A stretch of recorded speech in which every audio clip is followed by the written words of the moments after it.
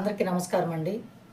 చిన్నపిల్లలకి 2, 3 సంవత్సరాలు రాగానే అవి ఏదో బూతులు మాటలు నేర్పించడము, లేకపోతే ఇంకేదేదో నేర్పించడం అలా చేస్తూ ఉంటారు కొంతమంది. అట్లా కాకుండా మంచి మాటల్ని నేర్పించడం, వాళ్ళకి మంచి గ్రంథాలని చదివిపించేది నేర్పించడము, ఆ బొమ్మలని ఇది దేవుడి బొమ్మలు అని చూపించడము, వాళ్ళకి పెద్దవాళ్ళని, చిన్నోళ్ళని అందరిని మర్యాదపూర్వకంగా పిలిచేది అలవాట్లు చేయటము. అలా చేస్తూ వస్తే వాళ్ళు ఎదిగే కొంది బూతులు మాట్లాడ్డాలు అలాంటివి ఉండవు. మనం ఏ నేర్పిస్తామో అయ్యే వాళ్ళు నేర్చుకుంటారు. చాలామంది పిల్లలు చిన్న వయసులోనే బూతులు మాట్లాడుతూ ఉంటారు. ఎందుకు మాట్లాడుతూ ఉన్నారని ఒకసారి ఆలోచిస్తే అక్కడ ఎవరో వాళ్ళ తండ్రో, తాతో, పక్కనోళ్ళో ఎవరో ఒకరు మాట్లాడుతూ ఉంటారు.